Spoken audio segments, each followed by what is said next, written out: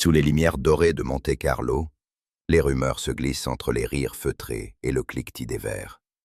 Dans ce décor où le luxe masque l'inquiétude, une ombre s'avance, discrète mais lourde de secrets. L'or peut briller comme une promesse, ou condamner comme une preuve. Avant de commencer, dis-moi en commentaire, d'où écoutes-tu cette histoire, et quelle heure est-il chez toi? Prêt? Entrons dans l'histoire. Le printemps enveloppait Monte-Carlo d'une lumière claire et presque trop parfaite. Les façades immaculées des hôtels, éclatantes sous le soleil déclinant, projetaient une image de prospérité, tandis que la mer, d'un bleu profond, semblait applaudir silencieusement la parade des promeneurs endimanchés. Hercule Poirot, impeccablement vêtu, arpentait la promenade avec cette démarche mesurée qui révélait à la fois discipline et assurance. Son œil, attentif à ce que d'autres auraient jugé insignifiant, notait les contrastes qui s'imposaient entre le faste affiché et les visages tendus qu'il croisait. Derrière les sourires trop étudiés, il percevait l'ombre d'une inquiétude, peut-être celle qu'engendre toujours l'excès. Dans ce décor fastueux, le calme semblait trompeur, comme si un souffle de tension passait, imperceptible, entre les rires étouffés et les gestes raffinés. Poirot, sensible à ces nuances, savourait la beauté du lieu tout en pressentant que sous le vernis étincelant de Monte-Carlo se cachait un drame prêt à éclore.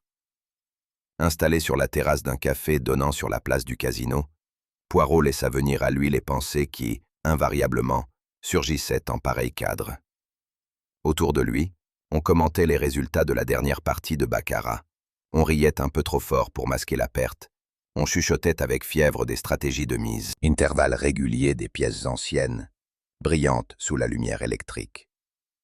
L'homme que l'on nommait Armand Delacour semblait trouver dans ce geste plus de satisfaction que dans les gains eux-mêmes.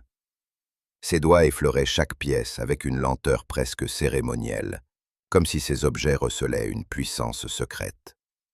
Mais ce qui frappa Poirot davantage, ce fut le contraste entre le sourire triomphant qu'il affichait et le regard inquiet qui fuyait parfois vers l'entrée. Cette dualité ne pouvait échapper aux petites cellules grises de Poirot. Il y avait dans cette ostentation une nuance d'angoisse, comme si les pièces, censées être talismans de fortune, rappelaient à Delacour une dette que nul ne pouvait effacer. À mesure que les mises s'élevaient, Poirot déplaça son attention sur l'ensemble des joueurs. Les chuchotements circulaient, rapides et nerveux, et chacun observait Delacour avec une curiosité mêlée de ressentiment. Certains admiraient sa chance apparente, d'autres dédaignaient son exhibitionnisme. Dans le geste d'une femme replaçant machinalement son collier, Poirot perçut l'avidité déguisée en désinvolture. Dans la crispation d'un jeune homme perdant coup sur coup, il lut la panique que nul sourire forcé ne pouvait masquer. Les rires étouffés, les regards furtifs et les doigts fébriles sur les jetons composaient une atmosphère où la tension flottait, palpable. Ici, chaque silence était suspect, chaque sourire porteur de rancune ou de défi. Poirot, qui observait sans participer, notait les infimes contradictions, des gestes trop précipités, des voix qui s'élevaient pour couvrir une gêne. Plus il contemplait cette assemblée policée, plus il percevait l'angoisse latente sous l'apparence de divertissement. Non loin de Delacour, une jeune femme retint particulièrement l'attention de Poirot. Élise Garnier. Ce qui troubla le plus Poirot, ce ne fut pas tant la vanité de Delacour que son étrange rapport aux pièces. L'homme semblait en tirer fierté, et pourtant, chaque fois qu'il les contemplait, un voile passait dans son regard, comme s'il entrevoyait une ombre surgie du passé. Poirot, attentif aux contradictions, se demanda quelle mémoire s'attachait à ces pièces pour qu'elles suscitent à la fois exaltation et malaise. Pourquoi un homme qui les exhibait avec tant de soin les regardait-il, l'instant d'après, comme on regarde un témoin gênant d'une faute ancienne? Les petites cellules grises du détective s'éveillaient. Ce n'était pas la monnaie qui fascinait Delacour, mais ce qu'elle représentait, une histoire enfouie, un poids moral qu'il ne pouvait ignorer. Lorsque Poirot quitta le casino ce soir-là, la fraîcheur de la nuit contrastait avec l'atmosphère lourde qu'il laissait derrière lui. Le silence des ruelles éclairées paraissait plus honnête que les éclats de rire entendus quelques instants plus tôt. En marchant d'un pas mesuré, il songeait à l'image de Delacour, penché sur ses pièces comme un prêtre devant des reliques, et au visage d'Élise, partagé entre attirance et répulsion. Pourquoi, se dit-il, un homme chérit-il ce qui semble le condamner? Monte-Carlo offrait ses fastes, mais derrière ses miroirs dorés, Poirot pressentait l'écho d'une faute et d'un secret. Les pièces d'or, muettes et froides, semblaient porter en elles une parole silencieuse, une menace invisible. Et dans cette certitude, Poirot sut qu'il venait d'entrevoir le premier fil d'une énigme dont le dénouement se cachait encore dans l'ombre. La lumière douce du matin baignait l'hôtel de la Riviera d'une sérénité apparente. Les palmiers frémissaient à peine sous une brise tiède, et les clients descendaient paresseusement pour prendre leur petit maître d'hôtel se signa discrètement. Une gouvernante détourna les yeux avec un frisson. Les murmures reprirent, mêlant stupeur et effroi. Comment un homme si plein d'énergie la veille pouvait-il être réduit à cette inertie glaciale? Les pièces brillantes, seules traces éclatantes dans cette scène figée, attiraient l'attention comme si elles contenaient en elles la clé d'un mystère plus vaste que la mort elle-même. Poirot, que l'on avait prié d'assister à l'examen de la chambre, s'arrêta dès le seuil. Ce qui frappa son regard exercé, ce ne fut pas tant la mort en elle-même que la sérénité excessive de la scène. Tout semblait trop en ordre. Les rideaux tirés avec exactitude, le verre d'eau parfaitement centré sur la table de chevet, les draps lissés avec un soin qui n'appartenait pas au hasard. Rien ne trahissait la lutte, l'agitation ou l'improvisation. Curieux, très curieux, pensa-t-il. Le silence du lieu n'était pas celui de la nature, mais celui que l'on façonne délibérément, comme si l'on avait voulu composer un tableau pour l'œil d'un spectateur. Cette perfection apparente éveilla aussitôt ses soupçons. S'avançant avec précaution, Poirot s'approcha du lit. Il nota la position des bras de Delacour, l'angle précis de la tête, la manière dont les pièces semblaient posées pour être remarquées. Le regard du détective glissa ensuite sur le mobilier. Pas une chaise déplacée, pas un tapis froissé. L'impression dominante était celle d'une mise en scène. Poirot pencha légèrement la tête et fronça ses moustaches. La mort, songeait-il, laisse toujours une trace d'imperfection, un désordre minime, une nuance de chaos. Or, ici, tout respirait l'arrangement calculé. Les deux pièces brillantes semblaient être autant de signatures laissées pour détourner l'attention. Poirot ne dit rien, mais ses petites cellules grises commençaient déjà leur... Le médecin de l'hôtel, appelé en urgence, déclara avec assurance que la cause la plus probable était une crise cardiaque. L'âge de Delacour, son mode de vie intense, son agitation à la table de jeu, tout semblait confirmer ce diagnostic naturel. Le commissaire local acquiesça, soulagé à l'idée d'une affaire simple et sans scandale. Un homme meurt d'émotion, rien de plus, affirma-t-il. Mais Poirot, silencieux dans un coin de la chambre, observait avec une méfiance croissante. Trop d'éléments contrariaient cette hypothèse. La main crispée autour des pièces, l'ordre presque géométrique des objets et ce calme artificiel. Pour lui, ce n'était pas la mort naturelle qui avait frappé, mais une main humaine, habile et discrète. En quittant un instant le groupe, Poirot laissa ses pensées vagabonder. Était-ce réellement Delacour que l'on avait voulu atteindre, ou bien les pièces qu'il possédait et qui avaient disparu? L'homme semblait certes entouré de rancune, mais ces objets chargés d'histoire pouvaient eux-mêmes constituer un mobile plus fort que toute querelle personnelle. Les hommes meurent, songea-t-il, mais les symboles demeurent. Peut-être la mort de Delacour n'était-elle qu'un écran destiné à masquer le véritable but, s'approprier ou faire disparaître ces pièces maudites. Ses moustaches frémirent légèrement, tandis qu'il concluait intérieurement. Le mystère ne faisait que commencer, et l'or de Monte-Carlo charriait des ombres plus lourdes que le destin d'un seul homme. Le lendemain matin, Poirot, avec cette courtoisie ferme qui lui était propre, fit savoir qu'il désirait rencontrer en privé les personnes les plus proches de Delacour. Il choisit de les recevoir séparément, dans un petit salon feutré de l'hôtel, à l'abri des regards curieux et des murmures indiscrets. Il expliqua au directeur que son intention n'était point de troubler la quiétude. Une étincelle de défi. Derrière la nervosité apparente, une résistance sourde se manifestait, comme si la jeune femme se refusait à céder entièrement à la compassion que son aspect pouvait susciter.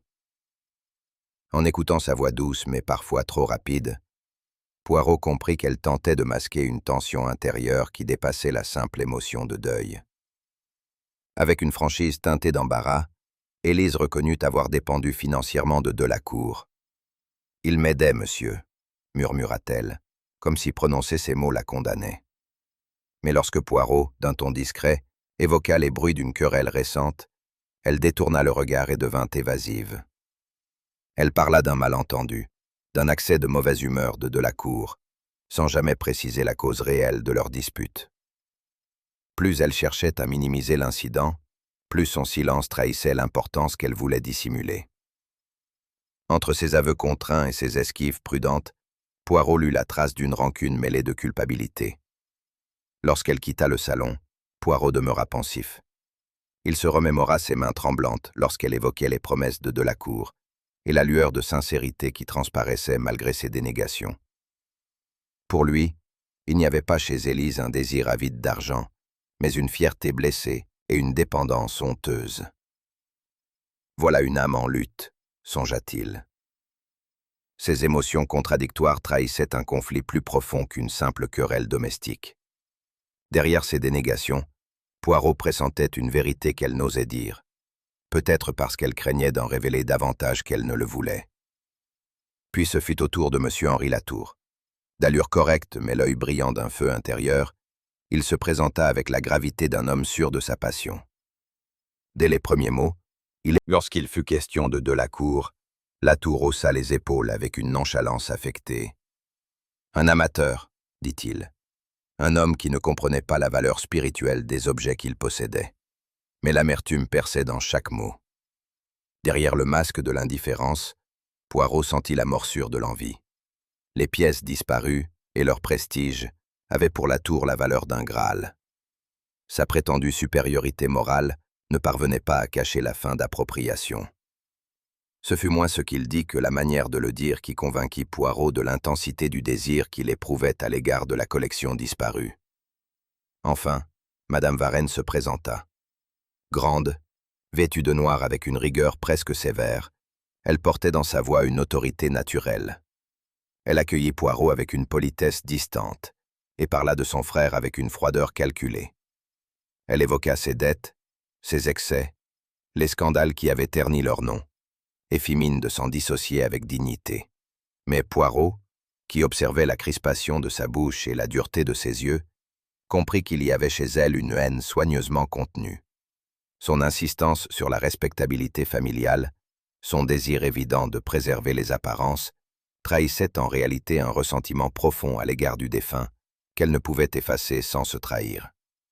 Lorsque la dernière porte se referma, Poirot s'accorda un moment de réflexion. Élise clamait son détachement de l'argent, mais ne pouvait cacher sa dépendance douloureuse. Latour prônait la pureté de la collection, mais se révélait esclave de sa convoitise. Madame Varenne vantait la dignité, mais exhalait la rancune. Tous trois, chacun à sa manière, vivaient prisonniers d'une contradiction morale. Poirot, sensible à ces dissonances, se dit que la vérité se trouvait dans l'interstice entre habitués du casino, des employés discrets, et même quelques anciens camarades de jeu de Delacour. Chacun y allait de son anecdote, mais une rumeur persistante revenait comme un écho. Ces pièces ne provenaient pas d'un héritage, ni d'un achat ordinaire, mais d'un épisode obscur de sa vie, longtemps tu. Elles semblaient auréolées d'un mystère que l'on ne mentionnait qu'à voix basse, comme si leur simple évocation rappelait un souvenir chargé de honte. Poirot, sensible aux nuances, comprit qu'il ne s'agissait pas seulement d'argent, mais d'un symbole, d'un fardeau transmis de main en main, et désormais figé dans le destin de Delacour. En poursuivant ses investigations, Poirot recueillit des témoignages sur le passé militaire de Delacour. Certains anciens compagnons d'armes se souvenaient de lui comme d'un homme courageux, habile à se tirer de situations périlleuses, doté d'un charme qui lui valait la confiance spontanée des autres. Mais à côté de ces louanges subsistait une autre tonalité, plus sourde, plus ambiguë, celle de décisions prises dans la tourmente, où l'intérêt personnel semblait avoir prévalu sur la loyauté. Un officier retraité évoqua des arrangements douteux, conclus dans l'ombre des combats, où Delacour paraissait toujours s'assurer une porte de sortie. À la lumière de ces récits contradictoires, Poirot pressentit qu'au-delà du courage affiché, il y avait eu des compromis lourds de conséquences, et que les pièces en question pouvaient bien être liées à ces heures où l'honneur se mesurait parfois à la survie. Après l'armistice, Delacour s'était tourné vers les affaires. Son ascension fut rapide, mais marquée de zones d'ombre. Il savait tirer parti de chaque crise, investissant là où d'autres reculaient et profitant sans scrupule des revers d'autrui. Les journaux mondains louaient son audace, puis vinrent des confidences plus troublantes encore. Des voix, basses et prudentes, parlèrent d'une trahison durant la guerre. On évoquait un groupe d'hommes pris au piège, dont certains n'avaient survécu qu'au prix d'un silence acheté. De l'or aurait circulé dans ces heures tragiques, distribué comme rançon ou comme prix de la survie. Était-ce un hasard si les pièces de Delacour remontaient à cette époque? Certains affirmaient qu'il avait payé un passage sûr, tandis que d'autres murmuraient qu'il avait vendu une information précieuse. Rien n'était sûr, tout restait enveloppé de suppositions. Mais ce qui se répétait inlassablement, c'était l'idée que ces pièces portaient la trace d'une dette morale jamais acquittée. À mesure que Poirot recueillait ces fragments de récits, il se convainquait que leur éclat doré masquait une histoire de honte et de mort. Poirot, dans sa solitude studieuse, médita sur le rapport étrange qu'entretenait Delacour avec ses pièces. Ces objets n'étaient pas seulement une source de fierté, ils étaient aussi une chaîne invisible. Tout dans son attitude, la caresse lente de ses doigts sur le métal, la lueur inquiète de ses yeux lorsqu'il les montrait, trahissait l'ambivalence d'un homme partagé entre orgueil et remords. L'or, se dit Poirot, est inaltérable. Mais l'âme humaine, elle, porte la marque du compromis. Ce contraste expliquait le trouble que Poirot avait perçu la veille. Delacour n'était pas seulement un collectionneur, mais le gardien malgré lui d'un symbole qui le condamnait chaque fois qu'il brillait à la lumière. Les pièces, en somme, étaient devenues son juge silencieux. C'est alors qu'un témoin discret, un employé du casino de longue date, livra à Poirot un détail singulier. Il affirma avoir vu, peu de temps avant sa mort, Delacour offrir l'une des pièces à mademoiselle marquée pour être innocente. Les êtres humains, songea Poirot, révèlent leurs secrets moins par leurs paroles que par ce qu'ils cherchent à cacher. Dans cette dissonance entre témoignage et dénégation, il percevait le fil ténu qui reliait Élise à la vérité des pièces et peut-être à la mort de Delacour. Seul dans le silence de sa chambre, Poirot laissait vagabonder ses pensées. Les faits matériels, songeait-il, n'étaient jamais que des coquilles vides. Ce qui importait véritablement, c'étaient les ressorts intimes des âmes. Les gestes maladroits, les mots trop appuyés, les silences obstinés. Voilà ce qui révélait la vérité, car le corps et la voix trahissaient ce que l'intellect s'efforçait de cacher. C'est une question de psychologie, mon ami, toujours, se dit-il en caressant ses moustaches avec satisfaction. Les trois suspects étaient liés par des contradictions trop manifestes pour être ignorées, et ce désordre intérieur finirait tôt ou tard par éclater. Sa tâche n'était donc pas d'accumuler des preuves, mais de déceler les failles, ces petites fissures dans lesquelles la lumière de la vérité s'infiltrerait. Interrogée de nouveau avec douceur, Élise Garnier laissa tomber quelques confidences. Elle évoqua d'une voix tremblante les promesses réitérées de Delacour. Il lui avait assuré protection et stabilité, lui promettant qu'elle ne manquerait jamais de rien. Mais au moment d'honorer ses engagements, il reculait, remettant toujours à plus tard, laissant s'accumuler inquiétude et désillusion. Son visage s'empourpra légèrement lorsqu'elle ajouta, avec une fierté presque farouche, qu'elle n'avait jamais recherché sa richesse. « Je voulais seulement sa parole tenue », dit-elle avec un éclat dans les yeux. Ses propos oscillaient entre la plainte d'une femme trahie et l'orgueil d'une âme qui se refuse à l'homme. Avec Henri Latour, le ton fut tout autre. L'homme, la voix vibrante et les gestes vifs, discourait longuement sur la pureté des collections. Pour lui, les pièces d'or représentaient le patrimoine de l'humanité, un trésor qu'il fallait protéger des mains avides et ignorantes. Il invoquait l'histoire, l'art, la science numismatique avec une éloquence presque solennelle. Mais à mesure qu'il parlait, Poirot sentait que ce lyrisme servait surtout à masquer une jalousie corrosive. Derrière les grands principes se devinait une blessure, le fait de ne pas posséder ce que Delacour avait exhibé la veille. Plus Latour se drapait dans le noble manteau du collectionneur désintéressé, plus transparaissait l'ombre de l'envie. tenace et vorace, qu'aucune rhétorique ne parvenait à cacher. Poirot, avec cette patience attentive qui le caractérisait, se contenta de poser quelques questions simples. Et soudain, le beau discours de Latour se fissura. Sa voix perdit de son aplomb, ses yeux s'animèrent d'une fièvre inquiète. Le collectionneur passionné, qui prétendait agir au nom d'idéaux supérieurs, se trahit en laissant entrevoir la faim insatiable qui le rongeait. Son désir d'acquérir les pièces n'était pas seulement celui d'un érudit, mais celui d'un homme obsédé par la possession. Cette avidité nue, à peine voilée par des mots d'érudition, confirma à Poirot ce qu'il pressentait. Latour n'était pas simplement un amateur éclairé, mais un rival dévoré d'envie, prêt à tout pour assouvir son obsession. Lorsque Poirot s'entretint avec Madame Varenne, il fut frappé par son maintien d'une rectitude presque théâtrale. La veuve, drapée dans une dignité glaciale, parla longuement de l'honneur familial qu'il fallait préserver à tout prix. Elle se déclara indifférente aux biens matériels, mais son discours s'alourdissait chaque fois qu'elle évoquait n'est rarement de la seule cupidité ou de la seule rancune. Il éclot dans ces fissures où les passions se heurtent, se masquent et se contredisent. Dans ces contradictions palpitaient les germes d'une vérité qu'il lui faudrait bientôt mettre à nu. Sous le prétexte d'éclaircir certains points restés obscurs, Poirot demanda que les trois suspects se réunissent dans le salon feutré de l'hôtel. Le lieu, habituellement réservé aux conversations mondaines, semblait alourdi d'une tension invisible. Élise Garnier, pâle mais résolue, s'assit un peu à l'écart, les mains croisées sur ses genoux. Henri Latour, nerveux, s'installa avec raideur, comme s'il se préparait à défendre une thèse devant un auditoire hostile. Quant à Madame Varenne, elle se tenait droite, la tête légèrement relevée, arborant la froideur hautaine d'une femme qui se croit au-dessus du soupçon.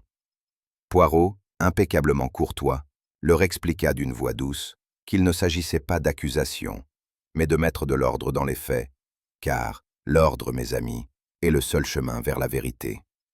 Chacun comprit que ce rendez-vous n'était pas une simple formalité, mais l'instant où les masques allaient être éprouvés. Après un silence calculé, Poirot sortit de la poche intérieure de son veston un petit objet enveloppé dans un mouchoir blanc. Avec une lenteur théâtrale, il le déplia et fit apparaître une pièce d'or dont l'éclat saisit immédiatement l'attention. « Voyez, dit-il doucement, une pièce que l'on croyait disparue, et que l'on avait pourtant négligée. » La lumière accrocha le métal, projetant dans la pièce un reflet presque insolent. Le regard de Poirot, lui, se fixa non sur l'objet, mais sur les visages. La pièce devenait un miroir, non pas de fortune, mais de conscience. Chacun, confronté, Henri Latour ne put se contenir. Dès que la pièce scintilla, il se pencha en avant avec une avidité qui démentait ses discours précédents. Ses yeux s'illuminèrent d'un éclat de convoitise si cru qu'il en oublia un instant de feindre la maîtrise. Puis, comme se reprenant, il affecta un sourire ironique et parla d'un ton professoral. « Ah, quelle beauté! Voilà un spécimen rare que seul un véritable connaisseur peut apprécier à sa juste valeur. » Mais sa voix tremblait légèrement, et ses mains, posées sur la table, se crispèrent imperceptiblement. Poirot observa ces contradictions avec satisfaction. Le savant protecteur des collections cédait la place au rival avide, prêt à se trahir pour un éclat de métal. Derrière les belles paroles se dévoilait l'homme dominé par sa faim secrète. Poirot tourna alors son attention vers Élise. À la vue de la pièce, son visage se décomposa. La pâleur qui envahit ses traits n'était pas celle de la convoitise, mais celle d'une émotion plus intime, presque douloureuse. Elle recula légèrement, comme si l'objet lui inspirait à la fois peur et répulsion. Ses lèvres s'entr'ouvrirent, prêtes à protester, puis se refermèrent brusquement. Elle finit par balbutier qu'elle n'avait jamais désiré ni possédé une telle pièce. Mais son trouble était manifeste. Cette pièce éveillait en elle un souvenir précis, un lien qu'elle ne voulait pas avouer. Poirot nota le tremblement de ses mains, la rapidité de sa respiration. L'effroi d'Élise n'était pas feint. C'était la réaction d'une femme confrontée à une vérité qu'elle voulait fuir. Pour Poirot, ce rejet passionné était tout aussi révélateur que l'avidité de Latour. Madame Varenne, quant à elle, accueillit l'apparition de la pièce avec une dignité glaciale. Ses traits restèrent impassibles, et elle redressa légèrement le menton, pas reconnaître. Chez Madame Varenne, elle soulevait l'ombre d'une haine contenue, héritée du passé. Ce n'est pas la cupidité seule qui parle, songea Poirot, mais la mémoire, la culpabilité, le poids de ce qui n'est jamais oublié. Le métal, inaltérable, reflétait l'âme humaine et ses failles. Dans ce petit cercle clos, la pièce avait agi comme une clé invisible, dévoilant en un instant les vérités que chacun tentait de dissimuler. Lorsque le silence se fut suffisamment prolongé, Poirot reprit la parole d'une voix ferme mais douce. Il affirme que la mort de Delacour n'était pas l'œuvre du hasard ni d'un cœur fatigué. Non, mes amis, dit-il, cet homme a été conduit vers sa fin avec une précision trop grande pour être naturelle. Il expliqua que la main serrant les pièces n'était pas le geste d'un mourant, mais une composition destinée à égarer l'observateur. Tout dans la chambre avait été arrangé, jusqu'au calme artificiel qui l'imprégnait. Voilà le signe, conclut-il, du meurtrier qui veut tromper par l'ordre parfait. Car dans le désordre de la vie, la perfection est toujours suspecte. Les suspects écoutaient, immobiles, chacun sentant que le piège s'était refermé et que le temps des faux-semblants touchait à sa fin. Le salon de l'hôtel, où s'étaient déjà joués de silencieux affrontements de regards, devint le théâtre de la révélation finale. Hercule Poirot, immobile au centre de la pièce, les mains posées avec calme sur le dos d'un fauteuil, contempla tour à tour Élise Garnier, Henri Latour et Madame Varenne. Chacun d'eux retenait son souffle, conscient que l'instant était décisif. Poirot, dans sa voix mesurée et ferme, annonça que le temps des demi-vérités était révolu. « Mes amis, dit-il, nous avons suivi les... » Poirot prit alors la parole avec une netteté implacable. « Non, déclara-t-il, Monsieur Delacour n'est point mort de cause naturelle. Ce n'était pas une crise du cœur, comme l'ont supposé les premiers médecins. C'était un empoisonnement subtil, un vin mélangé avec soin, choisi pour ne laisser qu'une apparence de mort paisible. » Élise porta une main à ses lèvres dans un geste d'effroi, tandis que Latour fronçait les sourcils d'un air contrarié. Madame Varenne demeura figée, mais ses yeux sombres vacillèrent une fraction de seconde. Poirot poursuivit avec calme. Un poison discret, presque indécelable, mais dont la lente action convenait parfaitement à la mise en scène qui suivit. Dans l'air pesait désormais la certitude qu'un crime réfléchi, et non le hasard, avait fauché Delacour. Poirot continua, ses moustaches frémissant légèrement, signe de sa concentration. Et que dire de cette main serrant 2 pièces d'or? Était-ce un geste naturel, mes amis? Mais non. C'était une mise en scène. Un tableau préparé pour tromper le regard, comme une peinture trop soigneusement composée. Il expliqua que l'ensemble de la chambre, avec son calme artificiel, avait été ordonné pour donner l'illusion d'une mort sans lutte, d'une fatalité presque sereine. Mais c'est là, reprit-il doucement, que le crime s'est trahi. Car la vie, toujours, laisse derrière elle le désordre. Le mourant ne pense pas à arranger des symboles. Seul celui qui veut mentir le fait. Les suspects, tendus, écoutaient dans un silence oppressant. Poirot, en décrivant le caractère théâtral de la scène, montrait que l'assassin avait voulu détourner l'attention du véritable mobile. Les pièces elles-mêmes, devenues l'emblème d'un passé que l'on voulait effacer. Poirot posa un instant. Passion pour les collections n'était qu'un voile jeté sur une avidité fébrile. Latour balbutia, cherchant ses mots, mais Poirot leva une main pour le faire taire. Pourtant, mon ami, vous n'êtes pas coupable. Votre obsession est trop visible, trop bruyante. Un homme consumé d'envie se trahit à chaque parole, et vous l'avez fait dès notre première rencontre. Non, le meurtrier ne pouvait être celui dont l'avidité éclatait aux yeux de tous. Car ce crime, voyez-vous, exigeait un esprit calculateur, un esprit capable de composer une scène parfaite, et non une passion incontrôlée. Latour s'effondra presque dans son siège, partagé entre le soulagement et l'humiliation d'être ainsi écarté. Alors, d'un mouvement lent, Poirot se tourna vers Madame Varenne. La veuve, raide dans son fauteuil, soutint son regard avec une froideur glaciale. « Et voici, » dit Poirot, « celle dont le calme austère cache la plus profonde rancune. Vous avez parlé d'honneur, de respectabilité, de la honte que votre frère faisait peser sur votre nom. Mais derrière cette façade, madame, il y avait la haine. Une haine qui s'était nourrie pendant des années. Un léger frisson parcourut la main de la veuve, mais elle demeura immobile. Poirot poursuivit. Vous aviez peur que ces scandales éclatent au grand jour, que ces pièces maudites rappellent une histoire que vous auriez voulu effacer. Vous seul aviez la froideur de préparer sa mort avec ordre, d'arranger sa main pour donner l'illusion d'une paix. Un silence lourd suivit ces paroles. Poirot s'approcha d'un pas, et sa voix s'adoucit, comme s'il parlait d'un drame ancien. Car tout remonte à la guerre, n'est-ce pas? Votre mari, un homme droit, trouva la mort alors qu'il aurait pu survivre. Mais votre frère, lui, eut recours alors pour acheter sa propre sécurité. Poirot se redressa et la désigna du doigt, non comme un accusateur brutal, mais comme un juge implacable. Ce n'était pas l'argent, non. Vous n'avez jamais convoité ces pièces, madame. Vous vouliez seulement les détruire, effacer la honte qu'elles portaient. En tuant votre frère, vous cherchiez à effacer une dette morale, à sauver votre nom et votre mémoire. Mais le crime, même inspiré par l'orgueil ou par la honte, demeure un crime. Les mots tombèrent avec la gravité d'une sentence. Élise, bouleversée, porta une main à sa poitrine, tandis que la tour ferma les yeux comme pour repousser l'évidence. Madame Varenne, toujours droite, répondit par un silence qui équivalait à un aveu. Poirot, avec la fermeté tranquille qui était la sienne, acheva sa démonstration. C'est vous, Madame Varenne, qui avez glissé le poison dans le vin de votre frère. C'est vous qui avez mis en scène cette mort trop parfaite. Vous avez cru tromper les yeux de la police, mais vous n'aviez pas compté avec mes petites cellules grises. La veuve serra les lèvres, et son masque de froideur se fendilla enfin. Oui, dit-elle d'une voix dure. Je l'ai fait, mais ce n'était pas pour moi.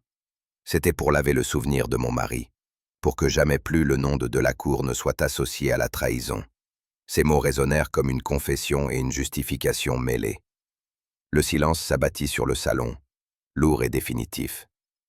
Poirot, immobile, inclina doucement la tête, acceptant sans triomphe cette vérité amère qui venait d'éclater au grand jour. Le soir même, Poirot et Hastings s'accordèrent une promenade le long de la promenade ensoleillée de la Riviera. Le tumulte de l'affaire, encore récent, semblait s'être évanoui devant l'horizon paisible où la mer se confondait avec le ciel. Les pas des deux hommes résonnaient doucement. Revendiquer son geste. Hastings, homme droit, trouvait difficile de concilier l'idée d'un meurtre avec celle d'une justification morale. En dépit de son insistance, il ne parvenait pas à chasser l'impression que cette affaire ne se résumait pas simplement à un crime puni, mais à une tragédie humaine, dont personne ne sortait véritablement indemne. Poirot, attentif, se contenta d'un petit signe de tête, comme pour reconnaître la vérité partielle de ces mots sans les approuver tout à fait. Poirot ralentit légèrement son pas et leva les yeux vers le ciel, où s'assombrissaient déjà les premières lueurs du soir. « Mon ami, dit-il doucement, l'or est une chose étrange. Ce n'est qu'un métal, froid et inaltérable. Pourtant, combien de passions, de haine, d'illusions s'y accrochent. L'homme lui donne une valeur bien au-delà de sa substance. Et ce poids imaginaire finit par écraser des existences. » Hastings le regarda avec étonnement, peu accoutumé à entendre Poirot s'attarder sur des considérations philosophiques. Mais le détective poursuivit. Dans cette affaire, l'or n'était pas richesse. Il était mémoire, culpabilité, le témoin d'un choix fait dans la nuit de la guerre. Ainsi, voyez-vous, ce qui n'est qu'un métal peut devenir plus lourd qu'un destin. Ces mots flottaient dans l'air calme comme une vérité inconfortable, difficile à réfuter. Poirot poursuivit d'une voix égale. Ces pièces ne furent jamais de véritables trésors. Elles n'avaient pas de valeur dans le cœur de Delacour, mais elles représentaient l'acte qui avait condamné son âme. Pour lui, elles étaient à la fois gloire et remords. Pour sa sœur, elles étaient le sceau d'une trahison qui avait coûté la vie à son mari. Ainsi, voyez-vous, chaque regard posé sur elle devenait un rappel de honte. Hastings fronça les sourcils, songeur.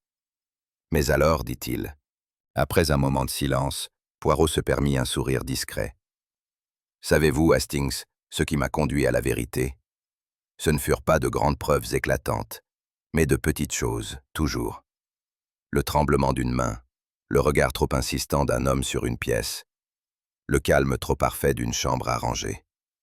Ces détails, insignifiants aux yeux de la plupart, sont pour moi comme des signaux lumineux.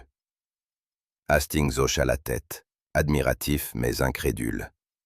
Vous avez l'art, Poirot, de donner à un geste ou à une poussière plus de poids qu'à toutes les évidences réunies. Poirot répliqua avec douceur. Parce que ce sont les petites choses qui révèlent l'âme humaine, mon ami. Les grands mensonges peuvent être préparés, mais une main qui tremble ne ment pas. Alors que le vent marin effleurait leur visage, Poirot reprit avec une gravité plus profonde. Je me demande parfois, Hastings, si l'on peut réellement échapper à la dette morale d'une trahison. Peut-on effacer un acte qui a coûté la vie à un autre? Ou bien ces objets, comme ces pièces d'or, sont-ils condamnés à rappeler sans cesse que la faute demeure? L'or ne ternit pas, mon ami. Et la culpabilité, elle aussi, demeure, indestructible, à travers les générations. Madame Varenne croyait pouvoir laver l'honneur de son mari en détruisant les pièces et leurs possesseurs.